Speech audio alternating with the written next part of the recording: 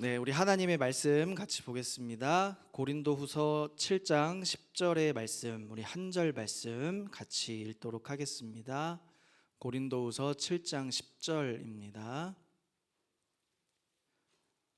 같이 읽겠습니다. 하나님의 뜻대로 하는 근심은 후회할 것이 없는 구원에 이르게 하는 회개를 이루는 것이요 세상 근심은 사망을 이루는 것이니라. 아멘. 저는 하나님의 뜻대로 하는 근심이라는 제목으로 하나님의 말씀을 나누고자 합니다.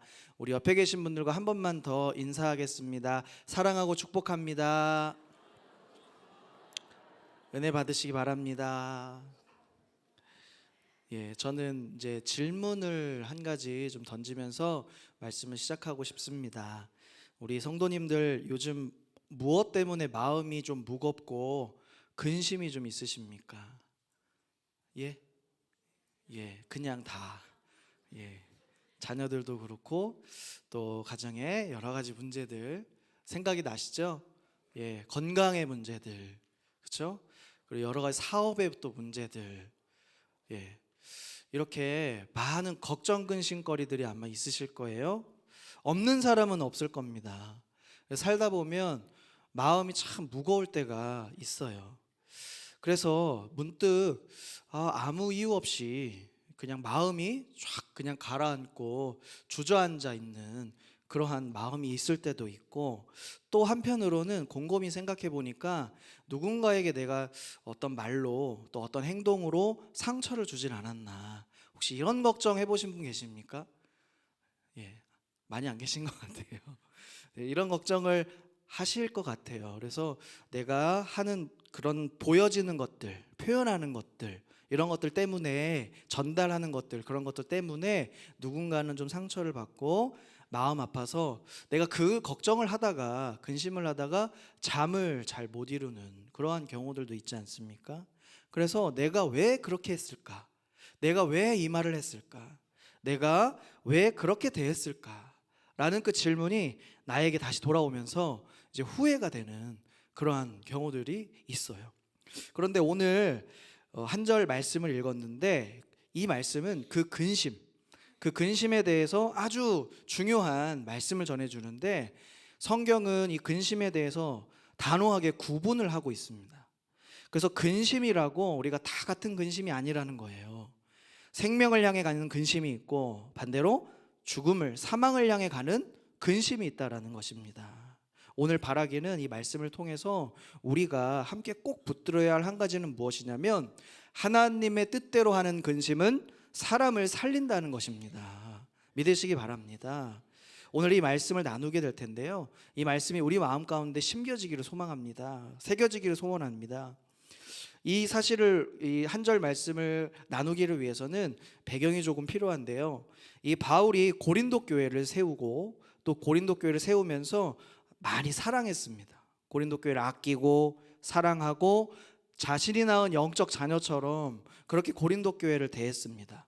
그런데 이 고린도 교회를 보시면 많은 문제들이 등장을 했었잖아요. 고린도 전서에서도 그렇고 후서에서도 이제 등장을 하게 되는데, 특별히 어떤 문제들이 이 바울의 마음을 아프게 했냐면, 교회에 여러 가지 일어나는 문제들도 있었지만, 내부적인 문제들도 있었지만, 특별히 이 바울의 이 권위를 정면으로 대적하는 일들도 생겼었습니다. 그래서 바울을 인정하지 못하겠다, 바울을 내가 받아들일 수 없다, 그의 말씀을 내가 듣지 않겠다, 이렇게 얘기하는 사람들도 등장했습니다. 그래서 바울이 이 고린도 교회를 다시 한번 직접 방문했을 때에 공개적으로 바울을 모욕한 사람들도 있었어요. 그래서 바울이 그런 일들 저런 일들, 그런 많은 일들을 당하면서 마음이 얼마나 아팠겠습니까? 고린도 교회를 사랑하는 사람으로서, 또 고린도 교회를 세운 사람으로서 얼마나 그런 마음이 아프겠어요. 그래서 눈물로 이 고린도 후서를 쓰게 되는 겁니다. 그래서 이 편지를 고린도 교회에 보내기를 위해서 이 편지를 쓰는 거예요. 그래서 성경학자들이 연구하기를 이 고린도 후서는 바울의 눈물이 담긴 그 눈물의 편지다, 이렇게 얘기할 정도로 바울의 간절한 심정, 간절한 심경이 담겨 있는 그러한 편지, 하나님의 말씀입니다. 그런데 이렇게 편지를 보낼 때에 바울이 한편으로는 마음이 아마 무거웠을 겁니다. 마음이 무너지는 경험도 아마 이제 할 건데요. 무엇이냐면 바울이 혹시나 이 글로 인해서 성도들이 이 글을 잘 받아들이는 게 아니라 너무 강하게 반발하고 또 이 말로 인하여 또 상처받고 또 이 말로 인하여 또 넘어질까 봐 바울은 걱정 근심을 했던 거예요. 또한 상처받지 않을까 이런 마음도 있었다는 거예요. 그래서 고린도 교회와 또 바울이 그런 선한 관계가 끊어지게 될까 봐 노심초사 걱정했던 겁니다.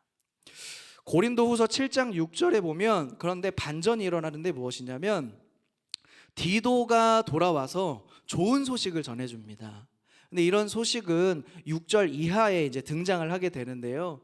고린도 교인들이 그 편지를 받고 깊이 근심을 했다고 합니다. 처음엔 깊이 근심을 했지만 그 근심이 변화가 일어나기 시작합니다. 그 변화는 무엇이냐면 회개로 이어진다는 거예요. 근심이 회개로 이어졌다는 소식을 누가 전해준다고요? 디도가 바울에게 지금 전해주고 있다는 겁니다. 바울이 이 말을 들을 때 기분이 어땠을까요? 심정이 어땠을까요? 아마 이렇게 얘기하지 않았을까요? 성경에서도 이 말씀이 등장을 하는데요. 고린도후서 7장 9절을 보면 이렇게 증거하고 있습니다. 우리 같이 읽겠습니다.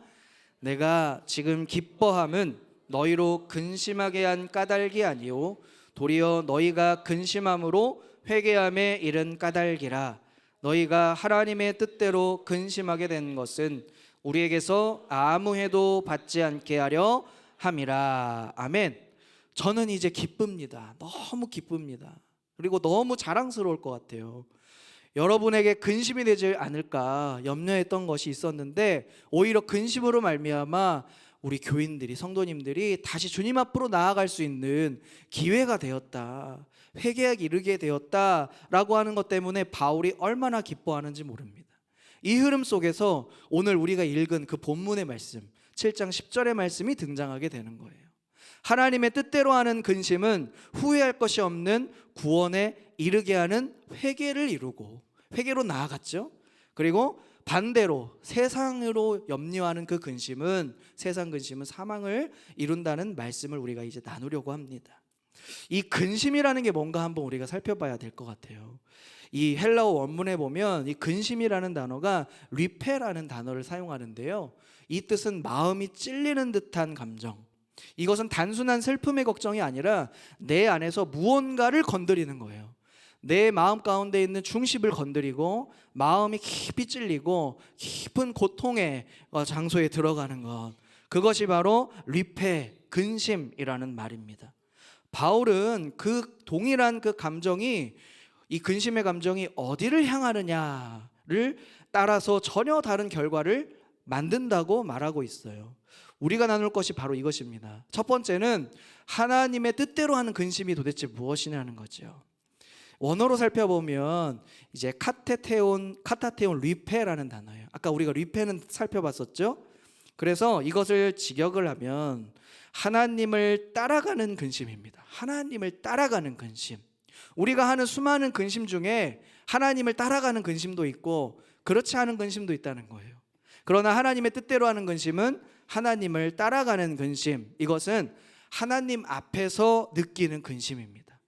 하나님의 눈으로 나를 바라볼 때 찾아오는 그 고통, 그것이 바로 하나님의 뜻대로 하는 근심이라는 거예요. 여기서의 근심의 결과는 우리가 살펴보았죠. 근심을 하였는데 회개에 이르게 되었죠. 그리고 그 회개는 후회할 것이 없는 구원에 이르게 된다라는 거죠. 여기서 이 후회라는 말은 되돌아가지 않는다는 뜻입니다.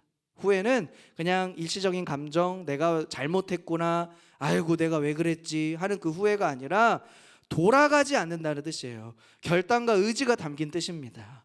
그래서 다시는 그 자리로 돌아가지 않는 그 변화, 그것이 하나님의 뜻대로 하는 근심을 만들어내는 열매입니다. 두 번째는 세상 근심. 이것은 어떤 것일까요? 이 근심은 사망을 이룬다고 했는데 세상 근심이 하나님의 뜻대로 하는 그 근심보다 더 크고 고통스럽기 때문에 그렇게 얘기하는 것은 아닙니다. 이 세상 근심이라는 건 결국에는 자기 자신만을 바라보는 근심이에요. 나만 바라보는 근심입니다. 그러니까 쉽게 얘기하면 내가 실패했다.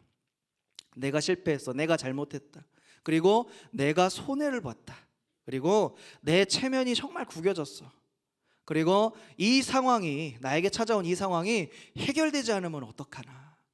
이 모든 근심에 공통점이 있는데 무엇이냐면 그 근원은 누구만 있어요? 나만 있다는 거예요. 나만 있다는 거예요. 그러면 누가 없는 걸까요? 하나님은 전혀 없는 거예요. 나를 향한 근심, 이것이 바로 세상 근심이라는 거예요. 성경에서 가장 선명하게 이 두 근심, 하나님의 뜻대로 하는 근심, 그리고 반대로 세상 근심을 보여주는 두 사람이 대표적으로 있습니다. 하나는 베드로예요. 베드로는 예수님을 부인했죠. 3번이나 부인했습니다. 그리고 베드로는 통곡을 했어요. 그 근심은 너무나도 컸어요. 그런데 그 근심이 어디를 향해 있을까요? 이제 어디를 향해 갈까요? 예수님이 눈길이 자신을 바라봤던 그 순간을 기억하고 다시 바라보기 시작했습니다. 그러자 주님의 얼굴을 향해서 그 눈물이 흘렀고 그 찔림을 받게 되었고, 베드로가 그의 삶을 어떻게 살아갔습니까? 다시 주님을 위한 삶을 살아가게 되었죠. 유다도 그런 근심을 했던 사람입니다. 예수님이 유죄 판결을 받고 십자가에 달리기 돌아가시기 전에 유죄 판결을 받고 성경은 이 가룟 유다에 대하여 뉘우쳤다는 표현을 써요. 그런데 이 뉘우침 안에는 누가 없냐면 하나님이 없습니다. 자신의 한 일에 대한 무게감, 그리고 예수님을 팔고 받은 그 돈, 그리고 대제사장들이 자신을 보면서 표정 지었던 그 표정들, 냉담한 반응들, 그는 자기의 그 모습을 보면서 그 깊은 수렁 속에서 헤어나오지 못했다는 것이에요. 그래서 그 근심은 결국 그를 사망으로 이끌게 되었던 것이죠. 베드로와 이 유다, 같은 실패를 경험했고 같은 배신을 하였고 또 같은 고통을 받았고, 그런데 근심이 향한 방향이 같았습니까? 달랐습니까? 달랐습니다. 한 사람은 살았고 한 사람은 사망에 이르렀어요. 특별히 우리가 이번 고난주간 특별 새벽 기도회에 우리 담임 목사님의 말씀의 주제가 바로 이러한 우리 인물들을 살펴보면서 하나님의 뜻을, 또 사람들의 마음을 깊이 알아보려고 합니다. 그래서 이 내용을 깊이 묵상하시면서 이들을 보면서 누구를 봐야 되냐면, 첫 번째는 나 자신을 봐야 되겠죠. 철저히 우리를 돌아보고 하나님 앞에 구원에 이르게 하는 회개로 나아가야 할 줄 믿습니다. 그래서 십자가에 더 가까이 나아가고 그 십자가를 꽉 붙드는 이번 고난주간 특별 새벽 기도회가 되시길 축복합니다. 이렇게 우리는 자주 근심합니다. 작은 일에도 근심하고 큰 일엔 더 근심하죠. 그런데 그 근심이 우리가 강조했던 어디를 향하고 있느냐, 어디를 향하고 있는지는 잘 묻지 않는 것 같아요. 만약 그 결과가 우리로 하여금 참 두렵고 사람의 시선이 참 부담스럽고 그리고 잃어버린 것에 대한 그 아까움, 그런 마음으로 아마 가득했다면 그동안의 그런 근심은 하나님의 뜻대로 하는 근심보다는 세상 근심에 더 가깝다는 거지요. 그래서 그 근심이 아무리 오랫동안, 아무리 깊이 그 근심을 해도 해결이 됩니까? 안 됩니까? 안 됩니다. 사람을 살리지 못합니다. 그러나 하나님 앞에 서서 이 나의 죄와 연약함을 솔직히 내려놓는 그 근심이라면 그것은 회복의 시작인 줄 믿습니다. 하나님과의 관계가 깨어지는 것을 슬퍼하는 그 마음, 다시금 하나님을 향해 그 고통이 바로 하나님의 뜻대로 하는 근심이라는 것을 아는 것이 우리의 은혜가 될 줄 믿습니다. 거룩한 삶이 바로 여기서 출발한다는 거예요. 그래서 우리 스스로에게 한번 다시 질문해 봐야 됩니다. 내가 지금 붙들고 있는 근심, 매여 있는 그 근심이 하나님을 향해 있습니까? 아니면 나의 손에, 나의 수치를 향하고 있는지를 다시 한번 돌아보셔야 합니다. 나의 근심이 세상을 향하지 않고 주님을 향하게 하셔서 그 근심이 회개와 회복의 시작이 되게 하여 주시옵소서. 이렇게 기도할 수 있는 저와 여러분 되시길 축복합니다. 우리가 이 말씀에서 한 가지 붙들어야 할 것이 있다면 바로 이것입니다. 근심이 바로 어디를 바라보느냐라는 것이 가장 중요한 것 같습니다. 우리가 종종 근심하고 있다는 것 때문에, 하나님 앞에서 하는 근심 때문에도 우리는 가끔 죄책감을 느끼곤 합니다. 믿음이 있다면, 우리 모든 성도님들에게는 하나님이 주신 믿음이 있잖아요. 이 믿음이 있다면 우리가 무엇을 안 할 수가 있습니까? 근심을 하지 않을 수가 있어요. 믿음이 있다면. 그런데 왜 우리 마음에 근심이 쌓이고 정말 힘들고 무거워지는 것일까요? 사실 성경은요, 근심 자체를 없애라라고 말하진 않습니다. 하나님을 향한 근심은 오히려 하나님은 긍정적으로 보고 계시는 거예요. 문제는 근심의 방향이라고 했죠. 내 상처, 내 실패, 내 체면에만 계속 몰두를 하느냐, 아니면 그 상황 속에서도 누구를 보느냐? 하나님을 바라보느냐? 이것이 너무나도 중요한 겁니다. 조금 전에 말씀드렸듯이 하나님의 뜻대로 하는 근심이 회개를 만들어낸다고 했는데, 이 회개는 무엇이냐면 단순히 잘못을 인정하는 것이 아니에요. 문자적으로는 마음이 바뀐다는 뜻입니다. 마음이 바뀐다는 뜻이에요. 내가 보던 이 방향이 있다면 다시 하나님이 보는 방향과 시선으로 나의 방향을 전환하는 것, 마음을 바꾼다는 것입니다. 이 회개가 바로 후회할 것 없는 구원에 이르게 될 것이다 라고 놀라운 말씀을 하셨어요. 그러니까 내가 이 근심으로 하여금 내가 넘어지고 실패하고 하나님 앞에 부끄러운 모습을 가지고 주님 앞으로 나아간다면 그것이 하나님이 허락하실 그 건져내심, 그 구원의 은혜로 이어지게 될 것이다라는 사실을 기억하시길 바랍니다.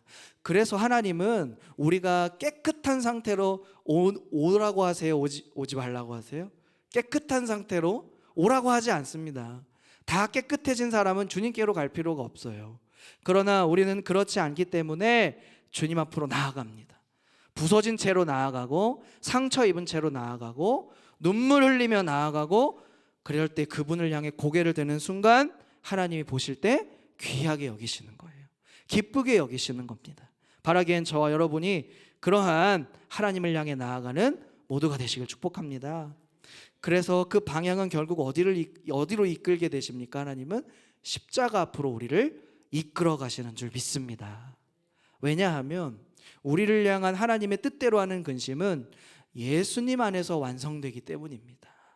십자가에서 우리 예수님이 우리를 위하여 죽으셨기 때문이죠. 그래서 겟세마네 동산에서 그 마음이 고민하여 죽게 되었다 하셨던 그 예수님의 고통, 그 예수님의 그 고민, 그 마음 아픔, 그것이 바로 우리를 향한 하나님의 뜻대로 하는 근심이 바로 예수님의 근심이었기 때문입니다. 그 근심이라는 십자가가 우리를 위한 가장 놀랍고 깊은 회복을 이루셨다는 것을 기억하시길 바랍니다. 우리가 하나님을 향해 이렇게 근심할 때요, 우리는 그 십자가 앞으로 나아가는 것이 됩니다. 그리고 그 앞에 서는 자리에서 구원이 일어남을 간절히 믿으시고 소망하시고 바라보시길 바랍니다. 그 구원이 다른 이들의 구원이 아니라 나의 구원, 나의 소망, 나의 능력이 되시길 축복합니다. 그러면 이제 우리 공동체 안에서 우리가 이 하나님의 뜻대로 하는 근심, 이것을 우리가 어떻게 적용할 수 있을까요? 어떻게 실천하실 수 있겠습니까? 바울이 고린도 교회에 말씀을 쓸 때 그는 공동체 안에서 일어나는 갈등도 있었고 상처도 있었다고 했습니다.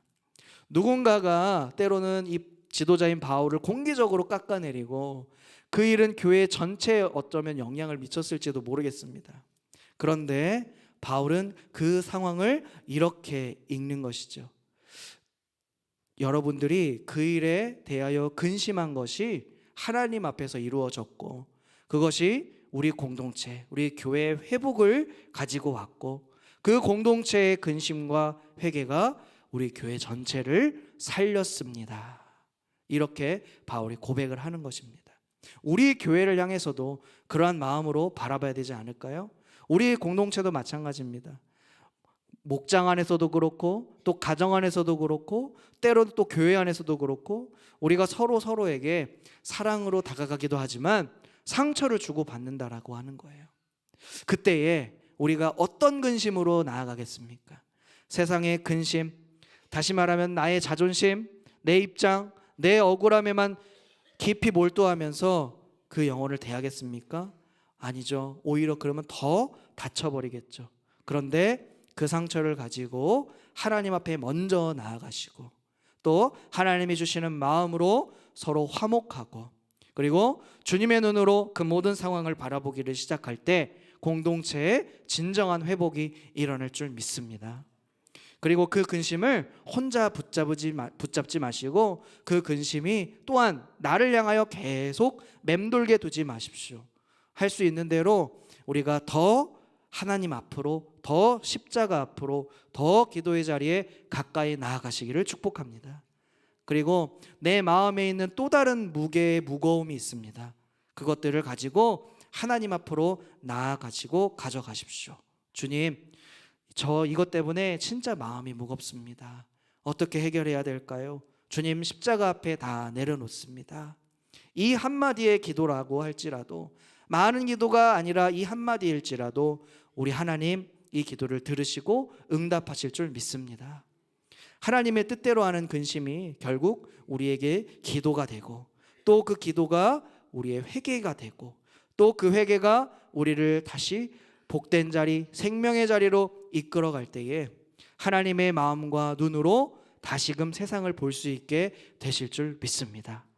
이러한 은혜로 우리에게 주어진 삶을 힘껏 또한 주님께 의지하며 나아가시고 살아가시는 저와 여러분 되시기를 주님의 이름으로 축복합니다.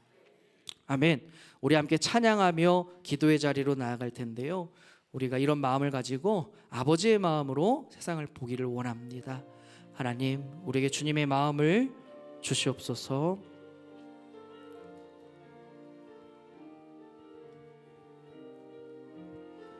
아버지,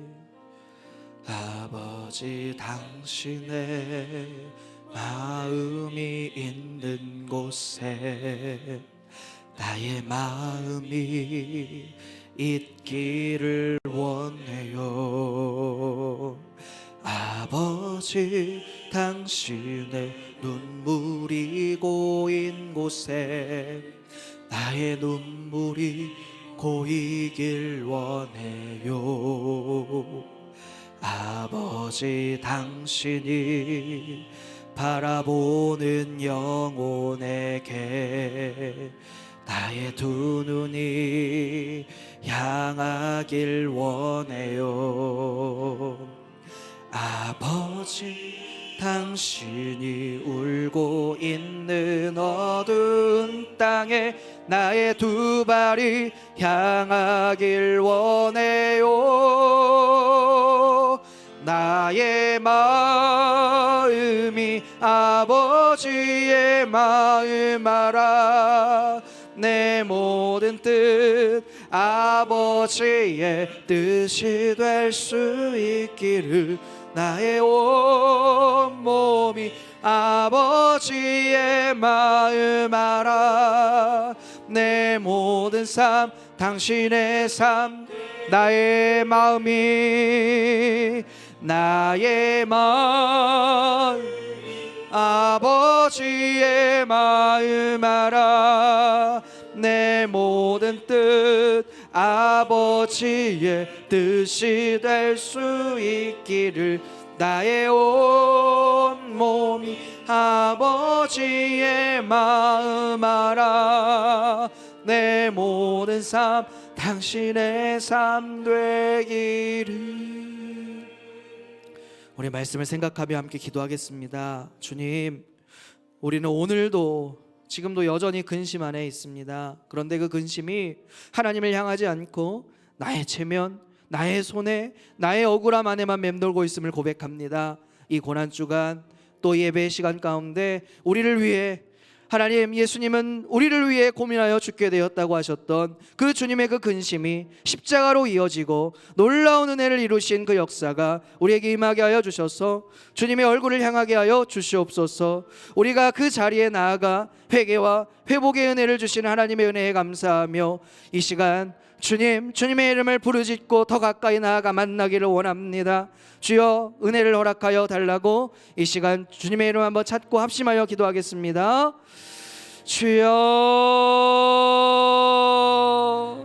하나님, 우리로 하여금 세상 근심이 아니라 하나님의 뜻대로 하는 근심을 우리에게 허락하여 주셨고, 또 하나님 아버지 그 근심으로 하나님 회개에 이르고 회개를 통하여 하나님께 더 가까이 나아가 하나님이 예비해 놓으신 그 건져냄의 은혜를 누릴 수 있도록 아버지 우리에게 은혜를 베풀어 주시옵소서.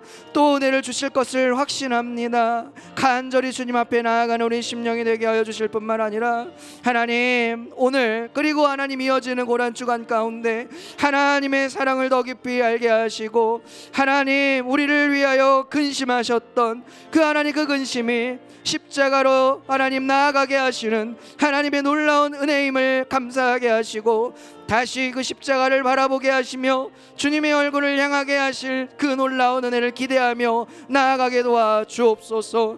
회복의 은혜를 더하여 주시고 주님께서 우리를 용납하신 그 용납의 은혜도 우리에게 허락하여 주셔서 하나님 우리가 세상 가운데 아버지의 뜻 가지고 나아갈 때에 아버지의 마음으로 그들을 바라보게 도와주시고 아버지 용납과 은혜와 회복의 은혜를 우리를 통하여 흘려보낼 수 있는 아버지의 놀라우신 은혜가 하나님 우리에게 임하기를 간절히 소원합니다. 아버지 함께하여 주시옵소서. 은혜를 더하실 것을 믿습니다. 아버지 주님.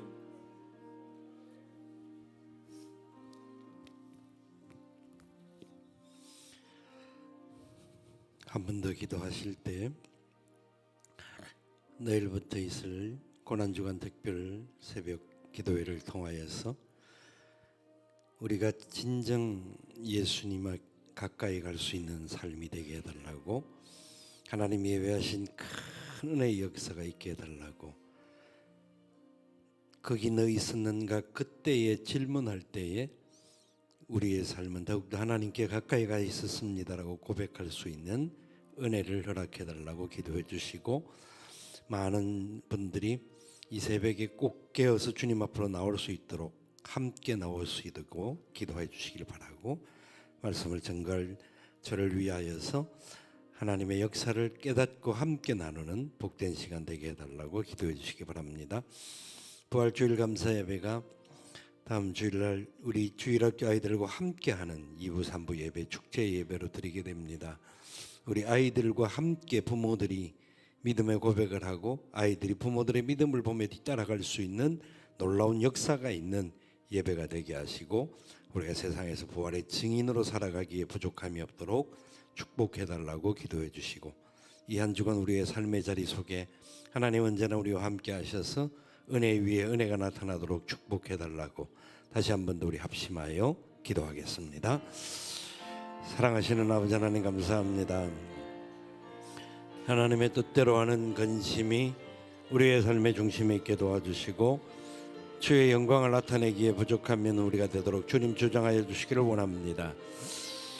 하나님 아버지, 고난주간 특별새벽 기도회를 주님 기억하여 주옵소서.